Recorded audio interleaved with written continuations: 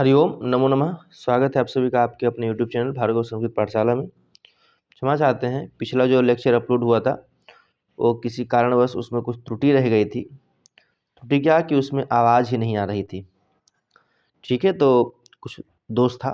चलिए आज हम लोग फिर से शुरू करते हैं श्रीमद् भगवद गीता। ठीक है, तो श्रीमद् भगवद गीता से आपको सूक्तियाँ एक दो पूछी जा सकती है कि इसमें से कौन सी सूक्ति कहाँ से है। ठीक है, तो भगवद गीता से है। सबसे पहले श्रीमद् भगवद गीता जानिए कि श्रीमद् भगवद गीता आई कहाँ से है। तो हम जानते हैं कि महाभारत की कथा आप सभी को पता है। एक तरफ कौरव एक तरफ पांडव की सेना खड़ी रहती है और अर्जुन लड़ाई करने से युद्ध करने से मना कर देते हैं। भगवान श्री कृष्ण उनको मध्य दोनों सेनाओं के मध्य में लेकर जाकर वहीं पर ये उपदेश देते हैं और भगवान श्री कृष्ण के द्वारा जो अर्जुन को उपदेश दिया गया वही उपदेश श्रीमद् भगवद गीता के नाम से प्रसिद्ध हुआ। ठीक है, प्रश्न ये पूछेगा इसमें से कि श्रीमद् भगवद गीता कहाँ संबंधित है। तो महाभारत से संबंधित है। महाभारत में कितने पर्व हैं? महाभारत में 18 पर्व हैं। उन्हीं 18 पर्वों में से एक पर्व है भीष्म पर्व। उसी भीष्म पर्व से ये जो भीष्म पर्व है उसी भीष्म पर्व से ये श्रीमद् भगवद गीता निकली हुई है। ठीक है, इस सब की चर्चा हम अभी आगे करेंगे। चलिए, तो हम लोग इतना देख रहे हैं, तो आइए हम लोग अपना शुरुआत यहाँ से हम लोग प्रारंभ करते हैं। श्रीमद् भगवद गीता। श्रीमद् भगवद गीता को गीतोपनिषद कहते हैं। क्या कहते हैं? गीतोपनिषद। यह वैदिक ज्ञान का सार है और वैदिक साहित्य का सर्वोत्तम महत्वपूर्ण अंश है। गीता अखंड कोटि ब्रह्मांड नायक परात्पर ब्रह्म परमात्मा भगवान श्री कृष्ण के मुखारविंदु का दिव्य संदेश है। भगवान श्री कृष्ण ने जो संदेश दिया वही गीता के नाम से प्रसिद्ध हुआ। महाभारत रूपी रत्नमयी महामाला का प्रधान दैदीप्यमान रत्न है। मैंने भी बताया ही कि महाभारत के अंतर्गत भीष्म पर्व से आया है गीता। महाभारत के युद्ध के मध्य में ही ये गीता निकली है, इसीलिए कह रहे हैं कि महाभारत रूपी रत्नमयी महामाला का यह प्रधान दैदीप्यमान रत्न है। दैदीप्यमान में प्रकाशित होने वाला। आगे है, ये लाइन आपके लिए इंपॉर्टेंट है कि महर्षि वेदव्यास कृत महाभारत के भीष्म पर्व में वर्णित है। क्या वर्णित है? तो ये श्रीमद् भगवद गीता। श्रीमद् भगवद गीता महर्षि वेदव्यास के द्वारा रचित या कृत महाभारत के भीष्म पर्व में वर्णित है। आपसे प्रश्न पूछेगा कि श्रीमद् भगवद गीता कहाँ से आई है। तो श्रीमद् भगवद गीता महाभारत के भीष्म पर्व से मतलब अवतरित है या आई है। क्यों? क्योंकि जब युद्ध के दौरान पांडवों और कौरवों में जो सेनापति थे, तो इनके पांडवों के सेनापति धृष्टद्युम्न थे और कौरवों के जो सेनापति थे उस सेनापति में पितामह भीष्म। ठीक है, तो भीष्म ही उस समय सेनापतित्व के काल में थे और शुरुआत जब हो रही थी तो भीष्म को ही बनाया गया था। बाद में तो भीष्म सरसैया पर गए थे, मरे थे।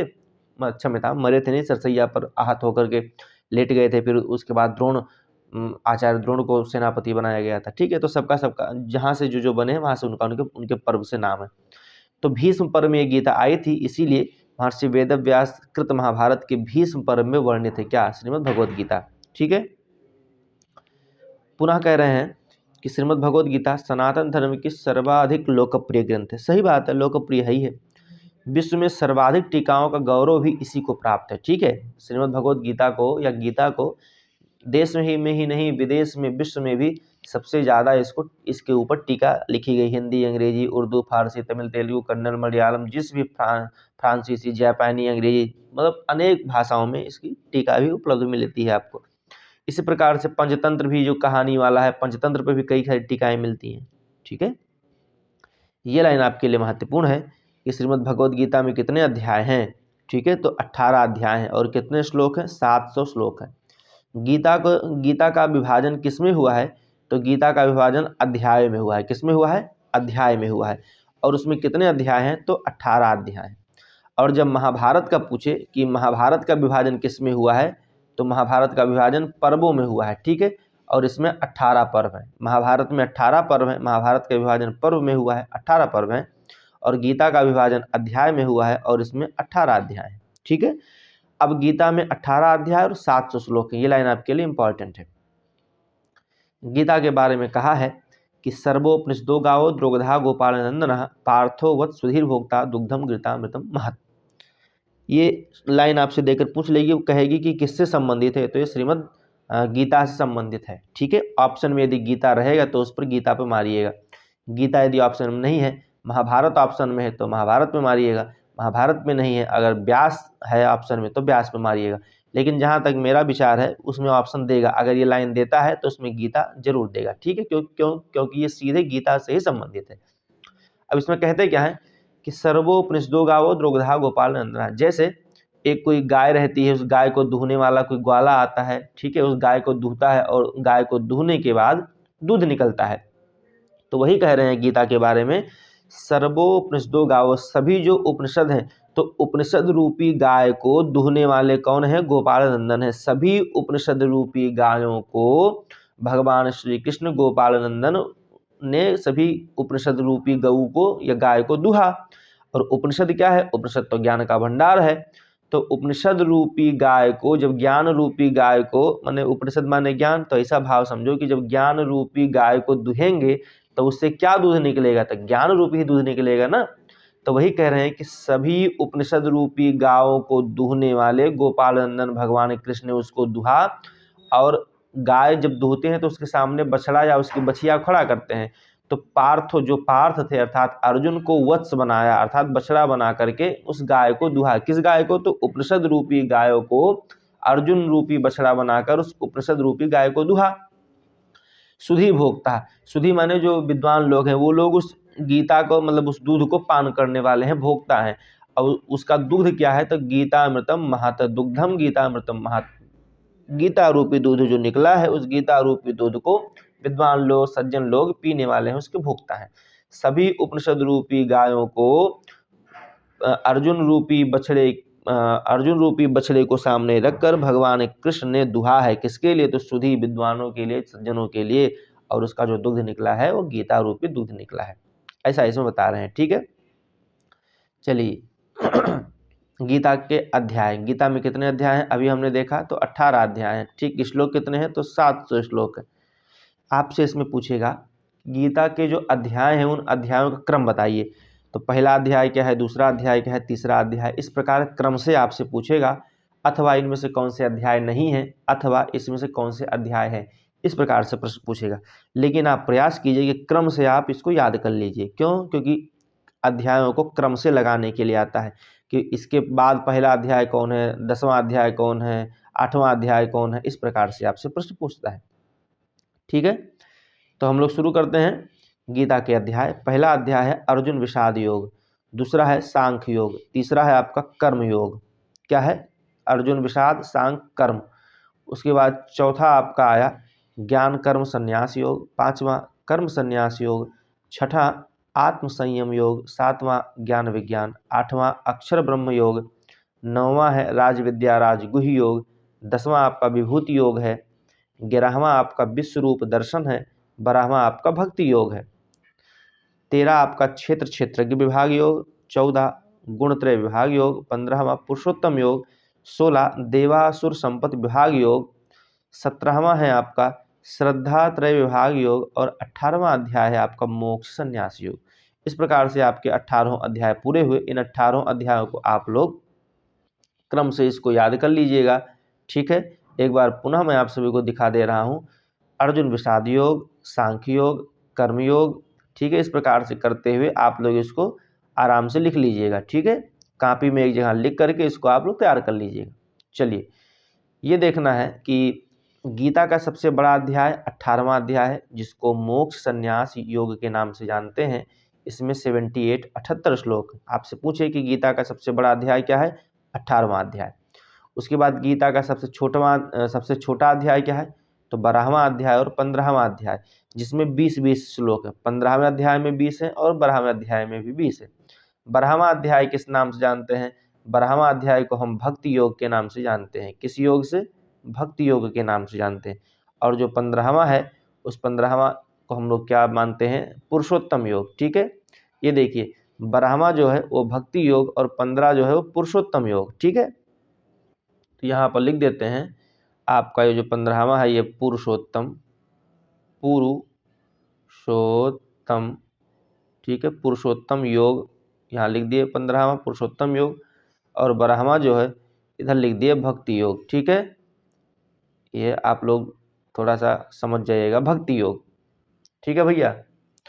तो जो 12वां अध्याय है उसका नाम है भक्ति योग और 15वें अध्याय का नाम है पुरुषोत्तम योग। तो गीता का सबसे छोटा अध्याय 2 है, एक 12वां अध्याय और दूसरा 15वां अध्याय, दोनों में 20-20 श्लोक हैं। अब 12वें अध्याय का नाम भक्ति योग है और 15वें अध्याय का नाम पुरुषोत्तम योग है। ठीक है। अब गीता में वर्णित शंखों के नाम, इधर देवता है और इधर शंख है। भगवान श्री कृष्ण के शंख का नाम पांचजन्य है, अर्जुन के शंख का नाम देवदत्त, भीम के शंख का नाम पौंड्र, युधिष्ठिर के शंख का नाम अनंत विजय, नकुल के शंख का नाम सुघोष, सहदेव के शंख का नाम मणिपुष्पक है। ठीक है। अगर ये श्लोक आपको याद हो जाए तो अच्छी बात है। पांचजन्यम ऋषिकेशो देवदत्तम धनंजय, पौंड्रम दधमो महाशंखम भीमकर्मा विक्रोधर, अनंत विजयम राजा कुंती पुत्रो युधिष्ठिर, नकुल सहदेवस्य सुघोष मणिपुष्पकौ, नकुल सहदेवस्य। ठीक है। तो नकुल का सुघोष हो गया और मणिपुष्पक सहदेव का हो गया। चलिए अब हम लोग यहाँ से श्रीमद् भागवत गीता की, भागवत ने श्रीमद् भागवत और श्रीमद् भगवत गीता दोनों में अंतर है। हम लोग गीता पढ़ रहे हैं।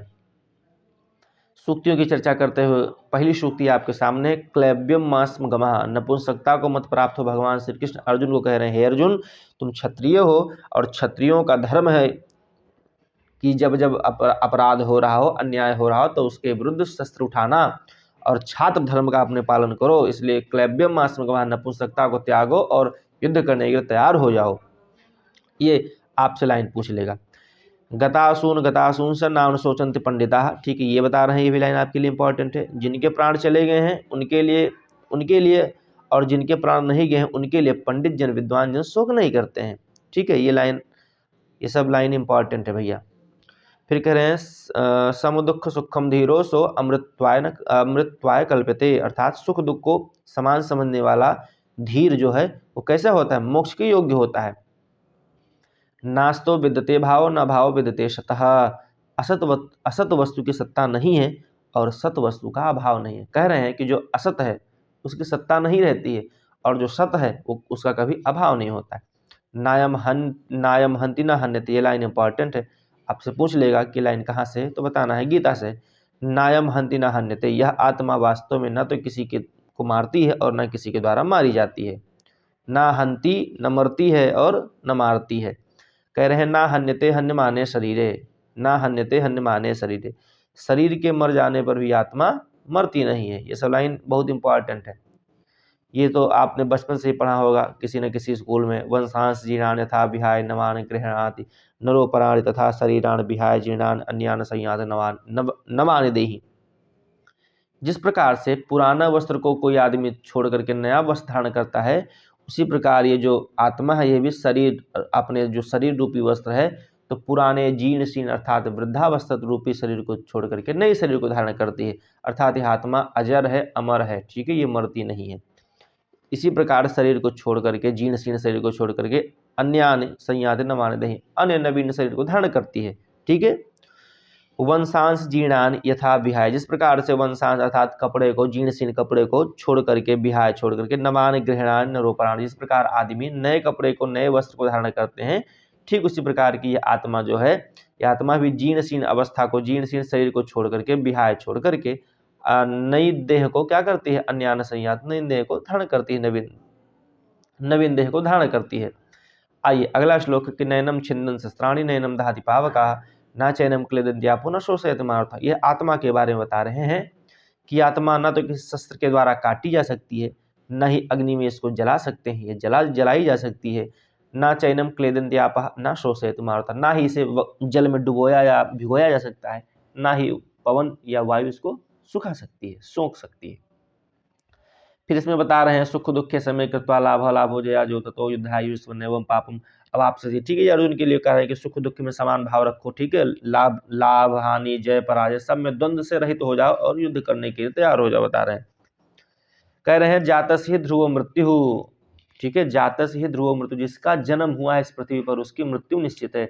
इसकी अगली लाइन है कि जिसकी मृत्यु हो गई है उसका जन्म भी निश्चित है। चलिए ये लाइन भी आप जानते होंगे, ये सब इंपॉर्टेंट ही लाइन है भैया। ठीक है, ये सब इंपॉर्टेंट। कर्मण्येवाधिकारस्ते मा फलेषु कदाचन, कर्म में ही तुम्हारा अधिकार है, फल में नहीं। बचपन से ही ये आप सभी लोग ये उपदेश सुनते हुए चले आ रहे होंगे। समत्वम योग उच्यते, समत्व भाव ही क्या कहलाता है, योग कहलाता है। तदेकम वद निश्चित्य येन श्रेयो अहम अपनुयाम, उस एक बात को निश्चित करके कहिए जिसको मैं कल्याण को प्राप्त हो जाऊं, भगवान श्री कृष्ण से कह रहे हैं। अब देखिए अगली लाइन है कि अन्नाद भवन्ति भूतानि पर्जन्याद अन्न संभवः यज्ञाद भवत पर्जन्यो यज्ञ कर्म समुद्भवः। आप जानते हैं कि जो यज्ञ होता है, यज्ञ में आहुतियां पड़ती हैं, उससे जो धुआं इत्यादि निकलता है, उससे बादल इत्यादि बनते हैं, बादल होता है तब वृष्टि होती है, वृष्टि होगी तो अन्न होंगे, और जब अन्न होगा तब फिर उसके बाद फिर धर्म कर्म होगा, यज्ञ होगा। ठीक है, तो ये एक चक्र चलता रहता है ऐसे। तो वही कह रहे हैं कि अन्नादि भवन्ति भूतानि, संपूर्ण प्राणी अन्न से उत्पन्न होते हैं। और अन्न कैसे उत्पन्न होता है, तो कह रहे हैं अन्न उत्पन्न करने की क्षमता वृष्टि में होती है, अर्थात पर्जन्य, अन्न की उत्पत्ति वृष्टि से होती है, जल से होती है। और यज्ञाद भवति पर्जन्य, और वृष्टि जो है वो वृष्टि यज्ञ से होती है, और यज्ञ विहित कर्मों के कर्मों से उत्पन्न होने वाले हैं, ये सब बता रहे हैं।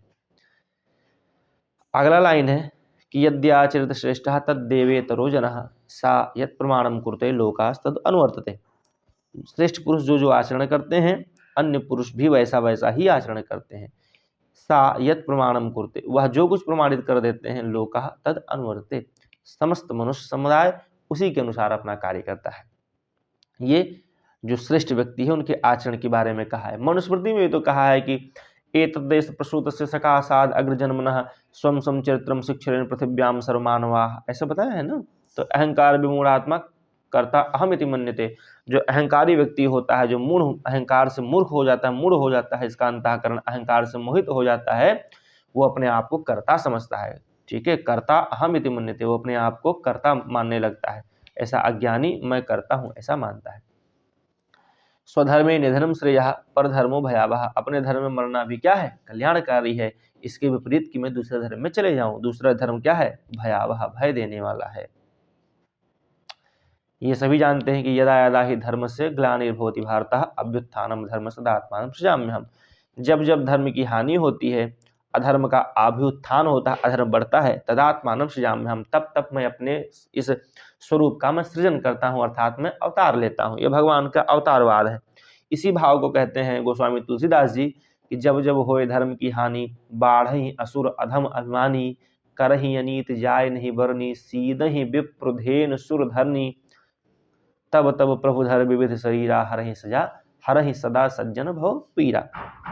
ठीक है, अगली पंक्ति है कि परित्राणाय साधूनाम विनाशाय च दुष्कृताम धर्म संस्थापनार्थाय संभवामि युगे युगे। परित्राण मतलब परित्राणाय, रक्षा के लिए, किसके, तो साधु नाम, साधुओं की रक्षा के लिए, और विनाश के लिए किसके, दुष्कृताम, दुष्ट व्यक्तियों के विनाश के लिए, साधु पुरुषों की सुरक्षा रक्षा के लिए, दुष्टों के विनाश के लिए, धर्म की पुनर्स्थापना के लिए, संभवामि युगे युगे, मैं हर युग में क्या करता हूँ, अपना सृजन करता हूँ, अवतार लेता हूँ। ये यथा माम प्रपद्यन्ते तांस तथैव भजाम्य हम, जो भक्त मुझे जिस प्रकार से समझते हैं, भजते हैं, पुकारते हैं, मैं उनको भी उसी प्रकार से भजता हूँ, ऐसा भगवान कृष्ण कह रहे हैं। कहाँ, गीता में कह रहे हैं भैया। चातुर्वर्ण में सृष्टम गुणकर्म विभाग सह, ब्राह्मण क्षत्रिय वैश्य शूद्र इत्यादि चारों वर्णों का जो समूह है, ये गुण और कर्म के विभाग पूर्वक मेरे द्वारा रचा गया है, ऐसा भगवान कृष्ण गीता में कहते हैं। श्रद्धावान लभते ज्ञानम, श्रद्धावान मनुष्य क्या करता है, ज्ञान प्राप्त करता है। संशयात्मा विनश्यति, संशय युक्त जो मनुष्य है वो परमार्थ से भ्रष्ट हो जाता है, अलग हो जाता है, और फिर क्या हो जाता है, विनाश को प्राप्त हो जाता है। यदि उसको संशय हो गया तो कहते हैं निर्द्वंदो ही महाबाहो सुखम बंधनात् प्रमुच्यते। निर्द्वंद, द्वंद अर्थात द्वैत का भाव, सुख दुख, हान लाभ, ईर्षा मोह, ठीक है, ये सब का जो द्वंद है, द्वंद का भाव, राग द्वेषादि द्वंद्वों से रहित जो पुरुष है वो सुख पूर्वक संसार बंधन से क्या हो जाता है, मुक्त हो जाता है। मत्तः परतरम ना अन्यत किंचित अस्ति, अर्थात मेरे से भिन्न दूसरा कुछ भी नहीं है, और दूसरा कुछ भी नहीं, जो कुछ हूँ वो सब मैं ही हूँ। ठीक है, ये बीज आपको मिलेगा कहाँ है, ईशावास्योपनिषद में कहते हैं ना कि ईशावास्यमिदं सर्वम यत् किंचित जगत्याम जगत, इस संसार में जो कुछ है वो सब भगवान का अंश है। फिर कह रहे हैं क्षीणे पुण्य मर्तलोकम विशंति, जब तक आपका पुण्य है तब तक आप स्वर्ग में मौज काटेंगे, और जैसे स्वर्ग में आपका पुण्य समाप्त होगा वैसे वहां से ढकेल दिए जाएंगे, कहाँ, मृत्यु लोक में जाओ, फिर से जन्म लो। ठीक है, पुण्य क्षीण होने पर मृत्यु लोक को प्राप्त होते हैं जो व्यक्ति। योगक्षेम वहाम्यहम्, योग और क्षेम में स्वयं प्राप्त करता हूँ, अर्थात मैं उसकी योग और क्षेम की सुरक्षा मैं स्वयं करता हूँ। आप यहाँ समझिए, जो योग और क्षेम है, ये ध्यान दीजिए, आपसे एग्जाम में पूछ ले कि योग का अर्थ क्या होता है, योग का अर्थ क्या। तो योग का अर्थ है जो प्राप्त नहीं है उसकी प्राप्ति, ठीक है। जो अप्राप्त है तो अप्राप्त की क्या हो जाए, जो अप्राप्त है, ठीक है, जो अप्राप्त है उसकी क्या हो जाए, उसकी प्राप्ति हो जाए, अप्राप्ति की प्राप्ति हो जाए। और क्षेम का अर्थ है सुरक्षा। तो किस चीज की सुरक्षा, तो ये जो प्राप्त है इस प्राप्ति की ही क्या, सुरक्षा। तो योग का अर्थ है जो अप्राप्त है उसकी प्राप्ति, और क्षेम का अर्थ है प्राप्त वस्तु की सुरक्षा, ठीक है। ये योग और क्षेम है। कहते हैं भगवान, फिर अगली पंक्ति है वहीं की, कहाँ की, गीता की, पत्रम पुष्पम फलम तुम यो में भक्त्या प्रयच्छति, माने पत्र पुष्प जो भी प्रेम से भक्त अर्पण करते हैं, तद अहम भक्त्या, तद अहम भक्त्युप उपहस्य क्षम्यताम, पत्रम पुष्पम फलम तोयम यो में भक्त्या प्रयच्छति, तदहम भक्त्युपहियतम अस्नामि प्रियतात्मनः। जो कुछ भी प्रेम पूर्वक अर्पण करते हैं वो शुद्ध बुद्धि निष्काम प्रेम भक्त भाव जो प्रेमी है हमारे अर्पण करते हैं, मैं इसको क्या करता हूँ, मैं सब उसको स्वीकार लेता हूँ। विमूढ़ा नानुपश्यन्ति पश्यन्ति ज्ञान चक्षुषः, अज्ञानी जन नहीं जानते, जानता कौन है, तो केवल ज्ञान रूपी नेत्र वाले तत्व से ही क्या करते हैं, जानते हैं, जानना जाता है किसको, उस परम तत्व को। फिर कह रहे हैं कि सर्वस्य च अहम हृदय सन्निविष्टम, मैं सभी प्राणियों के हृदय में अंतर्मयी रूप से क्या हूँ, स्थित हूँ, अवस्थित हूँ। आप पढ़ेंगे ईशावास्योपनिषद के 18 मंत्र हैं, 18 मंत्र पढ़ जाइए, बड़ा सुंदर है। यस्तु सर्वाणि भूतन्यात्मन्येवानुपश्यति ततः करके है मंत्र है ना वहां पर। चलिए, यस्तु कर्म फल त्यागी सा त्यागी इत अभिधीयते, जो कर्म फल का त्यागी है वही त्यागी कहा जाता है, वही त्यागी है ऐसा मानते हैं। सर्वारंभा ही दोषेण धूमेन अग्निर इवावृतः, सभी कर्म धुएं से अग्नि की भांति दोष युक्त है। जिस प्रकार से अग्नि जलती है तो उस अग्नि के चारों तरफ धुआं रहता है, माने वो अग्नि हमेशा धुएं से आवृत है, ढकी है। उसी प्रकार से जो कर्म है व्यक्ति का, वो व्यक्ति का कर्म भी दोषों से युक्त है, ठीक है। जो भी हम कर्म करते हैं वो दोष से युक्त है, और जो भी हम कर्म करेंगे यदि वो दोष से युक्त है तो उसका फल भी हमको मिलेगा। हम कोई भी कर्म करें, चाहे अच्छा चाहे बुरा, वो सभी का फल हमको मिलने वाला है। तमेव शरणम गच्छ सर्वभावेन भारत, हे भारत, अर्जुन के लिए संबोधन है कि हे भारत, सब प्रकार से उस परमेश्वर के ही शरण में जाओ। सर्वधर्मान परित्यज्य मामेकम शरणम व्रज, अहम तुम सर्व पापेभ्यो मोक्षयिष्यामि मा शुचः। संपूर्ण धर्मों को अर्थात संपूर्ण कर्तव्य कर्मों को त्याग कर मुझ सर्वशक्तिमान सर्व आधार परमेश्वर की ही शरण में आ जाओ, मैं तुम्हें सभी प्रकार के पापों से मुक्त करके तुमको मोक्ष प्रदान कर दूंगा, और शोक तुम मत करो। ये ऐसा भगवान कृष्ण कह रहे हैं। नष्टो मोहा नष्टो मोहा स्मृतिर्लब्धः, मेरा मोह नष्ट हो गया है, मैंने स्मृति को प्राप्त कर लिया है, ये अर्जुन कह रहे हैं भगवान कृष्ण से। अब कह रहे हैं करिष्ये वचनम, तो अब मैं वही करूंगा जो आप कहेंगे। हे नारायण, हे प्रभु, हे भगवान, हे माधव, हे जो भी कहते हैं उनको संबोधन, अब मेरी जो स्मृति है वो मैंने स्मृति को प्राप्त कर लिया है। मुझे जो मोह था कि हमारे चाचा हैं, काका हैं, ताऊ हैं, दाऊ हैं, बड़के बप्पा हैं, छोटके बप्पा हैं, बड़का भैया हैं, छोटका भैया हैं, ये सब जो इस मेरे जो मोह था वो मोह समाप्त हो गया। अब मुझे पता चल गया कि ये जो आत्मा है, ये आत्मा कैसी है, आत्मा है अजर अमर है, ठीक है। ये आत्मा अजर अमर है, ये तो शरीर धारण की है, ये आत्मा कभी नहीं मरती है। भगवान ने विश्व रूप दिखाया ना, ये भगवान का विश्व रूप, इधर से लोग जा रहे हैं, इधर से लोग निकल रहे हैं, ऐसे करके आप देखे होंगे टीवी में, ठीक है। तो ये कह रहे हैं करिष्ये वचनम, तो आपकी आज्ञा का अब क्या करूंगा, पालन करूंगा, ठीक है। उसके बाद अंतिम है कि यत्र योगेश्वरः कृष्णो यत्र पार्थो धनुर्धरः तत्र श्री विजयोर्भूतिर भूति ध्रुवा नीतिर्मतिर्ममः, यहाँ पर धा होना चाहिए, यहाँ पर ध्रुवा नीतिर्मतिर्ममः, अर्थात जहाँ योगेश्वर भगवान श्री कृष्ण है, जहाँ गांडीव अर्जुन के धनुष का नाम है, गांडीव धनुषधारी अर्जुन है, वहीं पर श्री है, विजय है, विभूति है और अचल नीति है, ऐसा मेरा मत है। ठीक है भैया, तो आज की पंक्ति हम लोग यहीं पर समाप्त करते हैं। अंतिम लाइन इसको धा कर लेना, ध्रुवा नीतिर्मतिर्ममः है, ठीक है, ध्रुवा। ऐसे कर लेना। तो यहीं पर समाप्त होता है। पिछले लेक्चर में आवाज़ की असुविधा हो गई थी, इसलिए मैंने इसको दोबारा पढ़ा दिया आप लोग के लिए। उस चैनल पे अपलोड कर रहा हूँ, आप लोग देख लीजिएगा। अच्छा लगेगा तो कमेंट इत्यादि करते रहिएगा। मिलते हैं। हरिओम, नमो नमः, महादेव।